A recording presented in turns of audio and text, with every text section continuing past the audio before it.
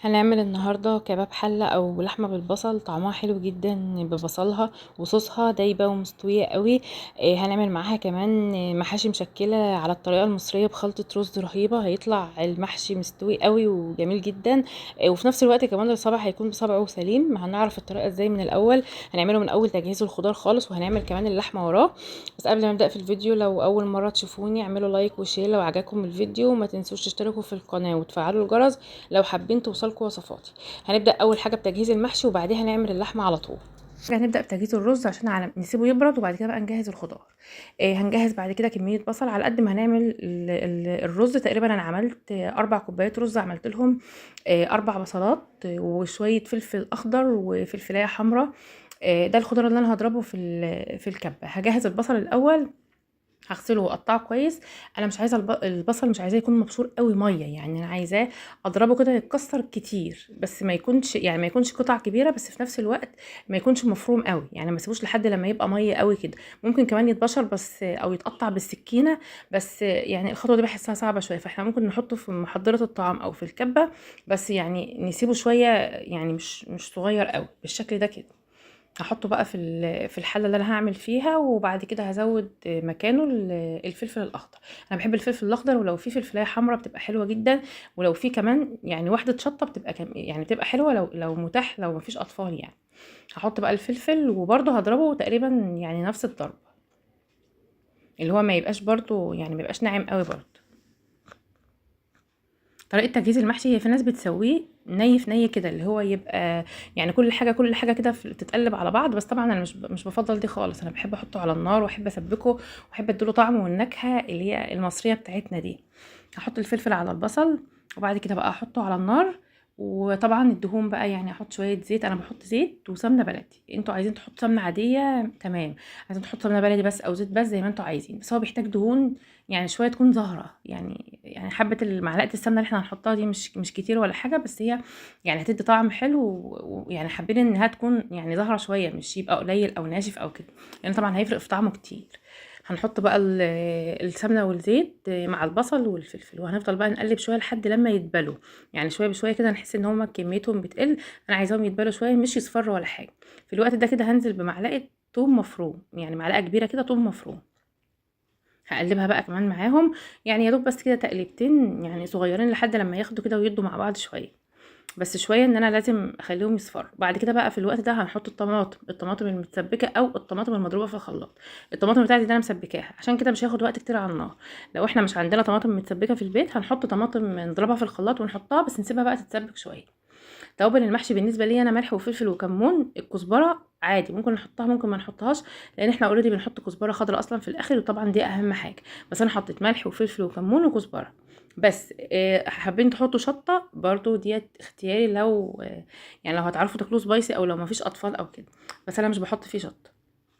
هقلب بقى كتير برضو واسيبهم، يعني ما فيش 5 دقايق بس كمان، ان اصلا هما متسبكين. انا غسلت الرز وصفيته كويس جدا، ضروري خالص ما تبقاش فيه نقطه ميه. هفضل بقى اقلب لحد لما الرز يندمج مع الصلصه خالص بنفس الشكل ده كده. انا حسيت ان هو شويه يعني لونه فاتح، انا بحب الصلصه تكون ظاهره فيه. هحط بقى معلقه صلصه من الجاهزه، يعني خلاص هو كده خلاص كل حاجه خلصت، يعني انا خلاص هقفل عليه دلوقتي، فمش هينفع ان انا احط طماطم، فاحط معلقه صلصه من الجاهزه بس تديله لون يعني زياده شويه. وبعد كده بقى هنقلب لحد لما هنظبط اللون بتاعه بالشكل اللي انتوا بتحبوه، بس هو لما بيكون يعني محمر شويه او في طماطم ظاهره شويه بتديله طعم حلو جدا. انا خلاص قفلت النار، مجرد ما هقفل النار انا قلبت بس، ما سبتش الرز على النار يستوي ولا حاجه، انا بس قلبته. هقفل النار وهحط بقى الخضره، شبت وكزبره. بحب الكزبره تكون كتير شويه، علشان كده احنا قلنا ان الكزبره اللي في الاول يعني حاجه مش اساسيه خالص. هنقلب بقى الخضره كويس برضو، هنظبط برضو كميتها انها تبقى ظاهره او تبقى كويسه، او حسب ما انتوا بتحبوا تحطوا فيه خضره قد ايه. بنفس الشكل ده كده قلبتها وظبطتها زي ما انا بحبه كده تمام. الرز خلص، هسيبه بقى على جنب يبرد براحته خالص، وهبتدي بقى اجهز الخضار. طبعا لو الخضار جاهز في الفريزر دي افضل حاجه، يا دوب هنخرجه ونحشي على طول، انما انا هجهز خطوه خطوه كل نوع خضار هنعمله. اول حاجه الكرنب، هجيب كرنبايه، هشيل الورق الاخضر اللي بيكون بره يعني بيكون فيها من بره ده اللي هو اللي مش حلو ده، اللي بيحافظ عليها يعني. وبعد كده هسلك القلب بالراحه خالص في الوقت ده. يا اما هاخد الكرنبايه بحالها وهحطها في حله كبيره خالص على النار، وبعد كده هنلاقي الورق يعني ابتدى يفصل منها، فكده خلاص تمام هتتسلق مره واحده. انا ما كانش عندي الحله الكبيره ديت، فهحط بقى شويه بشويه، وهي اصلا بمجرد ما الورقه بتنزل وبتسقط في الميه من تحت هي خلاص كده اتسلقت، مش بتاخد وقت في السلق خالص. يعني خدت شويه ورق كده مع بعض شويه بشويه، وبعد كده هشيلهم من الميه دي على مصفى فيها ميه ساقعه على الحوض على طول، عشان ما يكملش سويه في السخونه بتاعته. يعني انا عايزاه بس يتشال من الميه واحطه في ميه ساقعه يبرد ويتغسل ويبقى هو كده خلاص تمام اتسلق. كل الكرنبايه هعملها بالشكل ده. ده لو مفيش حله كبيره، لو في حله كبيره هاخد الكرنبايه بحالها وانزل بيها في الحله. كده انا هعمل كل الورق بتاع الكرنب بنفس الشكل ده كده لحد ما كله يخلص. الميه بتاعه السلق بتكون فيها ملح وكمون بس، يعني انا حطيت ميه مغليه فيها ملح وكمون ونزلت بيها بالكرنب على طول. تقطيع الكرنب انا خلاص غسلته، انا بمجرد ما غسلت الكرنب هو اصلا برد، يعني انا على طول قطعته. هشيل بقى اي يعني عقود كده بتكون تخينه فيه، وهقطع الورق بالحجم اللي انا بحب احشي بيه. في ناس بتحب تحشي كبير، في ناس بتحب تحشي صغير، زي ما انتوا بتحبوا تحشوه هتقطعوا الورق على الحجم اللي انتوا عايزينه. هشيل بس الحتت اللي بتكون تخينه ديت، وبعد كده بقى الورق اهوت هيطلع عندي بنفس الشكل ده كده، هقطعه بقى عادي بنفس الشكل ده كده لحد لما اخلص الكرنبايه كلها. اي حته كبيره او مكلكعه اللي هي العقود دي هنشيلها.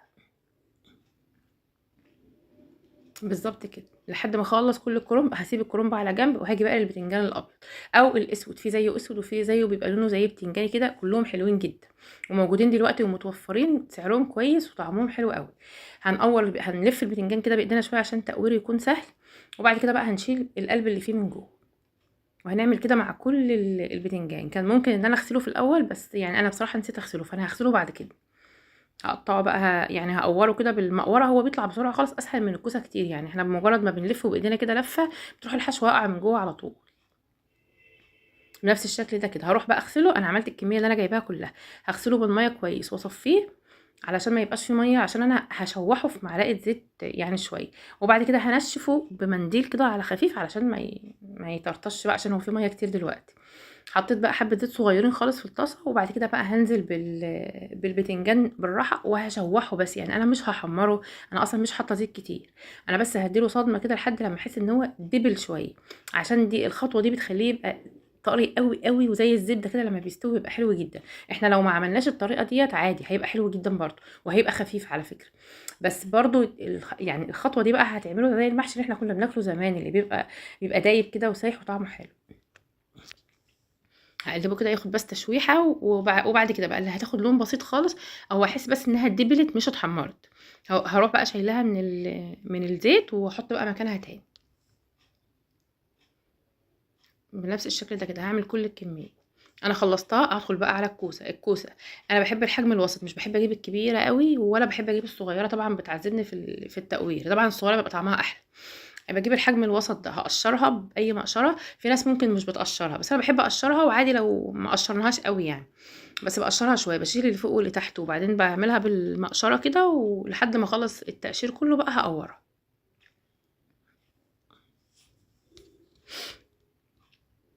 بالظبط كده انا عملتها كده. التقوير بتاعها برضو بيبقى سهل خالص، بنقورها بالراحه، مش بننزل بالمقوره لتحت خالص، عشان يعني ما تجرحهاش من تحت، او ما تفتحهاش من تحت. وحتى لو واحده اتفتحت هنسيبها وهنحشيها تمام، ومش هيجرى لها اي حاجه ولا هيخرج منها رز ولا حاجه. هعمل برضو كل الكميه كده، هحاول اقور بالراحه خالص، اشيل على قد ما اقدر، بس ما انزلش بالمقوره لتحت خالص عشان ما تجرحهاش. عملت كل الكميه. انا مش بقلي البتنجان الكوسه خالص، بس عشان انا اوريدي يعني حمرت او شوحت البتنجان خلاص، هدي تشويحه بقى بسيطه للكوسه، بتديها طبعا طعم مختلف تماما غير اللي ما بتتعملش. هي برضو ما بتبقاش تقيله قوي، لان انا مش حاطه اصلا زيت كتير، هي يا دوب نقطه زيت بس صغيره، يعني همشي الكوسه فيها. انما بصراحه لو مش بعمل بتنجان مش هعمل الحركه دي في الكوسه، وهتبقى حلوه، وهدخلها الفرن هتاخد لون وهتبقى لذيذه برضو.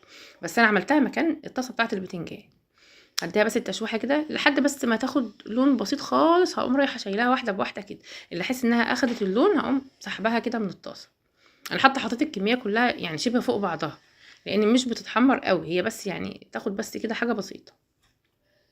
هي طبعا بتفرق في الطعم كتير. احنا اصلا زمان كنا بنقلي الكوسه، يعني هي الكوسه كانت بتتقلي اصلا، كانوا بيعملوها زمان كده، بس طبعا كانت بتبقى يعني تقيله قوي، ما عادش حد بيتحمل الاكل التقيل قوي دلوقتي. هي دي بس نقطه زيت كده بسيطه خالص، يعني هي الطاسه تقريبا ما فيهاش. كده انا خلاص جهزت الكوسه والبتنجان والكرنب. اخر حاجه خلاص هعملها بقى ورق العنب. هو اصلا طبعا ما فيش ورق عنب دلوقتي، فانا عندي متجمد في الفريزر، بس انا ببقى مجمداه كده ني، يعني بشيل العقود بتاعته واجمده. بخرجه بقى من الفريزر، احط ميه بتغلي على النار بليمونه، واروح منزله فيها الكيس بتاع الورق عنب بحاله لحد لما لونه يوصل بنفس الشكل ده كده. هو في الميه دي بيتسلق وبيتجهز. هشطفه بس كده شويه ميه واسيبه يصفى، وكده خلاص كل الخضار جاهز والرز برد. وهبتدي بقى الحشو. اول حاجه هحشيها، اول حاجه بدات احشيها المشكل بقى، اللي هو الفلفل والبتنجان والكوسه. انا يعني طلعت جهزت كام فلفلايه كده خضراء وحمراء، وهحشيهم مع الكوسه والبتنجان. الارضيه بتاعتهم زي ما انتوا عايزين، اي خضار متوفر عندنا. انا باخد شويه من الكوسه اللي انا مقوراها وبحطها في الارضيه بتاعت محشي الكوسه بالذات. هي بتتحط على اي محشي، بس انا بالافضل بحطها في الكوسه بس، بتدي طعم حلو جدا جدا. وعلى فكره كمان لو اتبقى رز من المحشي واحنا خدنا منه معلقتين من الحشوه دي بتاعت الكوسه، اللي هي القلب بتاع الكوسه، وقلبناه عليها وسويناه لوحده، بيبقى طعمه احلى من المحشي كمان. هحشي بقى عادي خالص زي ما بنحشي، بس طبعا الكوسه والبتنجان والفلفل بنحشيها تقريبا 3/4 او اكتر شويه علشان ما توقعش رز لما تستوي. هحشي بقى الكميه كلها بتاعه الكوسه والبتنجان والفلفل، وبعد كده لما هتبتدي بقى تتكون كميه هظبط بقى الصينيه. يعني انا مش عارفه اظبطها دلوقتي لان مش هيقفوا كويس. لما بس يعني هيتعمل كميه كبيره هقوم بقى رايحه مظبطاهم واقفين كده. اه بالظبط كده، هنعمل كله بقى مع يعني الفلفل والبتنجان والكوسه مع بعض، وانا عامله فلفل احمر كمان بيبقى طعمه حلو جدا لما بيستوي، بيبقى مسكر. وهيتحشي بسهوله عادي، بس ما نملاهوش بس. بالظبط كده، لما ابتدت الكميه تقل شويه الكوسه بقى ابتدت تتظبط في الصينيه. ولو عايزين تعملوه في حله برضو عادي، هو انا هعمله في صينيه هسويه على النار، وبعد كده ادخله الفرن ياخد لون شويه الكوسه بس، يعني الكوسه الصينيه دي بس. خلصت الكميه كلها وظبطت الصينيه كده تمام خلاص. هسيبها بقى على جنب، وهبتدي اجهز الصينيه التانية هتبقى الكرومب. عادي، هو الكرنب بيبقى حلو فيه قوي، جزر وبصل وفلفل. عايزين تحطوا اي حاجه تانية زودوها، عايزين تشيلوا حاجه ممكن تحطوا طماطم اصلا، طماطم بس، بصل بس، زي ما انتوا عايزين. طبعا هي اسهل حاجه بتتحشي بحسها الكرنب، بيتحشي على طول كده، وبرده بتعملوا الحجم اللي انتوا عايزينه على قد الورق اللي انتوا عاملينه اصلا. يعني في ناس بتبقى عامله ورق الكرنب اكبر من ده، وفي ناس اصغر من ده، زي ما انتوا عايزين الحجم بتحشوه بالظبط بنفس الشكل ده كده. هنعمل بقى يعني لما نجهز الصينيه كلها برضو بالشكل اللي انتوا عايزينه. وممكن طبعا في حله، هو اصلا الكرنب احنا بنعمله في حله عادي. وعلى فكره الكرنب كمان ضروري ما يبقاش مسلوق قوي علشان ما يبقاش مهري، فنيجي نحشيه نحس ان هو يعني متكسر معانا. يعني لما نيجي نسلقه يعني يدوب نحطه في الميه ونشيله على طول، عشان احنا كمان ممكن نجمده، فلو جمدناه وخرجناه هيبقى مهري قوي. هنعمل بقى انا عملت يعني الصينيه دي اخدت صفين بس، هعمل صفين بقى وهظبطهم لحد لما الصينيه كلها داير ما يدور كده تتلف وتتكون عندي، بتبقى يعني كلها في سوا واحد تقريبا بنفس الشكل ده كده. هركنها بقى على جنب، وهعمل اخر حاجه الورق العنب.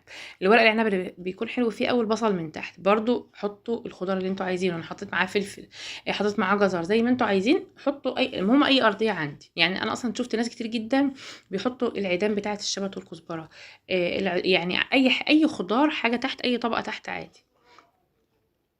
الورق عنب بقى اللي بيكون لفه بنلفه على الناحيه اللي بتكون ناشفه، مش الناحيه الطريه الناعمه، على الناحيه الناشفه، وبنحط الحشو في النص ونقفل من الطرفين. وبعد كده بقى نعمله زي رول كده. انا مش عارفه تقريبا التصوير ما جابش قوي الشكل بتاعه.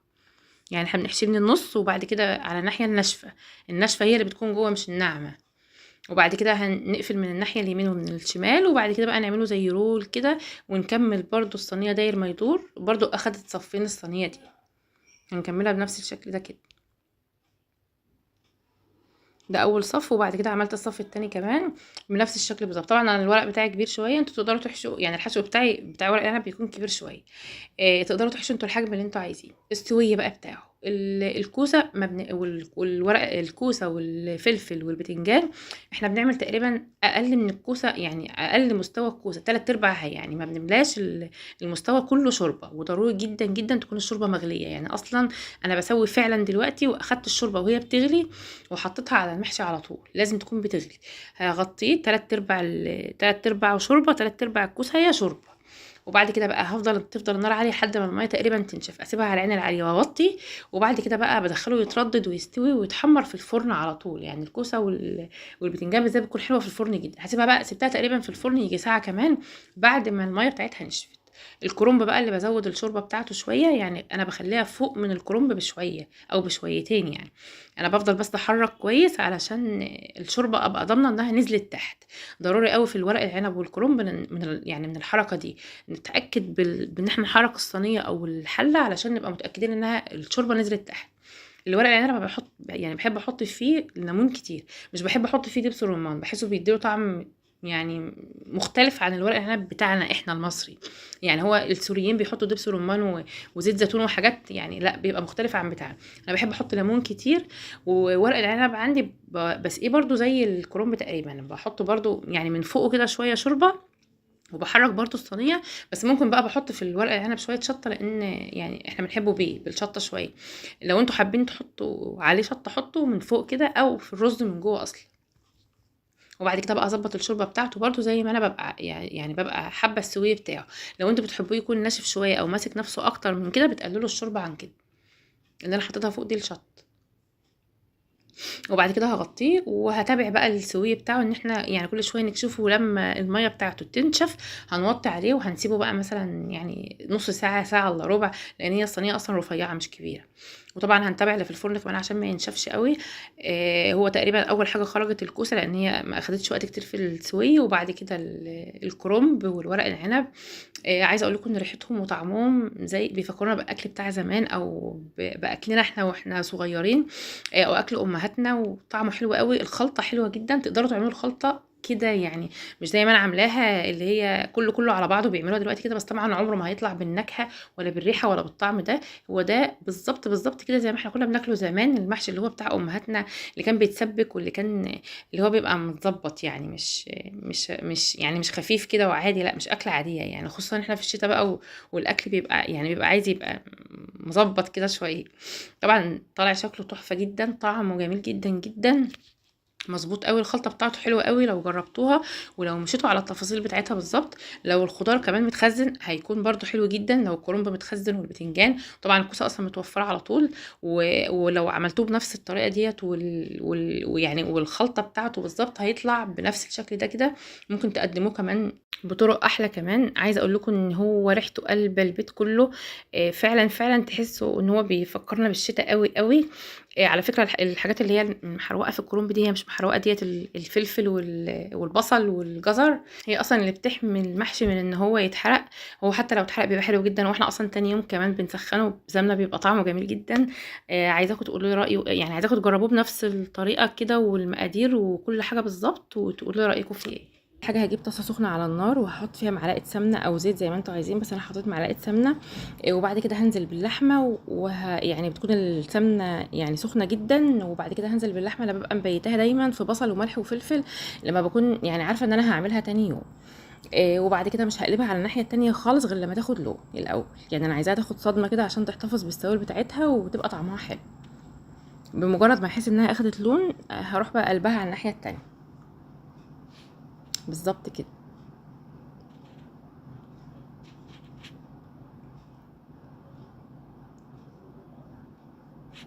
بعد كده بقى لما هقلبها كلها واحس انها اخدت لون تقريبا كلها، هضيف عليها بقى التوابل اللي هحطها عليها، حبهان مطحون وممكن نحطه كامل يعني، بس انا بحبه مطحون. وملح وفلفل وشويه قرفه اللي هي البودر. لو انتوا حابين تحطوا توابل لحمه تمام ماشي، بس انا بفضل القرفه اكتر. هقلب بقى اللحمه في التوابل كده كويس تاخد تقلبتين، وبعد كده هحط ورق لورا او ممكن حبهان يعني سليم. بعد كده لما اللحمه تاخد لون مع التوابل بتاعتها من كل ناحيه هشيلها كده بالراحه خالص من السمنه او الصوص اللي نازل منها. وبعد كده بقى هنزل بمعلقه سمنه كمان، وبعد كده بقى احط كميه بصل تقريبا قد كميه اللحمه بالظبط. يعني لو اللحمه كيلو احنا هنحط كيلو بصل، هنقطعه تقطيع عشوائي خالص، مش هنبشره ولا هنظبطه ولا حاجه، هو تقطيع عشوائي بس. تقريبا هيكون البصل على قد اللحمه. وهنقلب فيه مش هنزود عليه اي حاجه خالص غير لما البصل ياخد لون ويدبل خالص، يعني يتغير لونه شويه. بعد كده هنزل عليه باللحمه، ومش هضيف اي حاجه تانية الا لو حسيت ان هو محتاج مثلا فلفل او ملح او كده وبس. مش عايزه بقى اضيف له اي توابل ولا اي حاجه تانية خالص، بس هفضل اقلب يعني شويه لما يشربوا من بعض، وبعد كده اللي هضيفه عليها شويه ميه سخنه، وبعد كده بقى هقلبهم وهغطي عليها وهسيبها لحد لما تستوي خالص. يعني انا مش هضيف لها حاجه تانية خالص دلوقتي خالص، هي كده يعني هسيبها تقريبا ساعتين لحد لما تستوي تسويه تاني. لو احنا حابين بقى ندخلها الفرن نحطها في طاجن وندخلها الفرن تمام ماشي، بس انا بحبها تكون سايحه كده في الصوص بتاعها، مش بحب ادخلها الفرن عشان يفضل فيها صوص كتير وبصل كتير. بس لو انتوا حابين عادي ممكن تدخل شويه صغيرين. طعمها حلو جدا واللحمه دايبه مستويه، جربوها وقولوا رايكم فيها ايه.